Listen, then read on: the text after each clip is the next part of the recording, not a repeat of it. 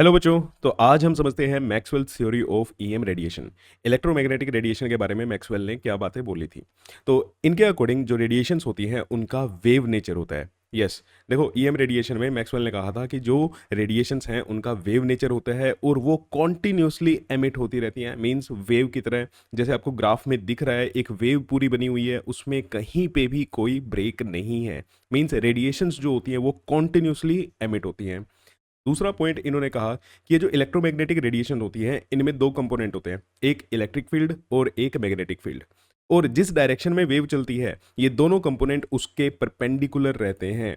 Means तीनों चीजें, wave की डायरेक्शन, इलेक्ट्रिक फील्ड और मैग्नेटिक फील्ड, तीनों आपस में परपेंडिकुलर चलती हैं। आप देख सकते हो डायग्राम के अंदर, वेव अगर एक्स डायरेक्शन में जा रही है तो इलेक्ट्रिक फील्ड हमारी वाई डायरेक्शन में है और मैग्नेटिक फील्ड हमारी जेड डायरेक्शन में है। तो ये तीनों चीजें, वेव की डायरेक्शन, इलेक्ट्रिक फील्ड और मैग्नेटिक फील्ड, हमारी म्यूचुअली परपेंडिकुलर होती हैं। ठीक है। तो तीसरा पॉइंट इन्होंने बोला कि जो ईएम रेडिएशंस होती हैं उनको चलने के लिए किसी मटेरियल मीडियम की रिक्वायरमेंट नहीं होती। मींस वो वैक्यूम में भी चल सकती हैं। और जब वो चलती हैं तो वो स्पीड ऑफ लाइट से चलती हैं। मतलब जितनी भी ईएम रेडिएशंस होती हैं उन सब की स्पीड किसके बराबर होती है? स्पीड ऑफ लाइट के बराबर। रिलेशन आपको गिवन है, c is equal to lambda into mu. ठीक है, ये यहाँ पे म्यू है फ्रीक्वेंसी।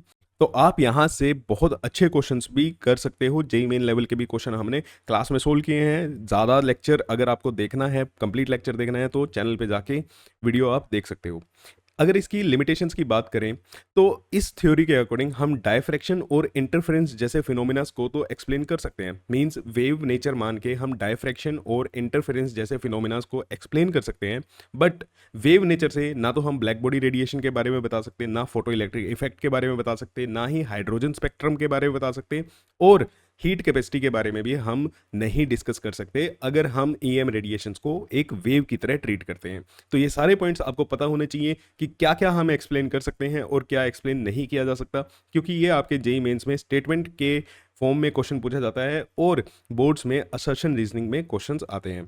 तो अगर आपको बढ़िया लगा है तो चैनल को सब्सक्राइब करो, वीडियो को शेयर करो, और अगर आप जेई मेंस की तैयारी करना चाहते हैं बिल्कुल फ्री, तो चैनल पे बने रहो। लेक्चर्स आ रहे हैं, आप जाके देख सकते हो।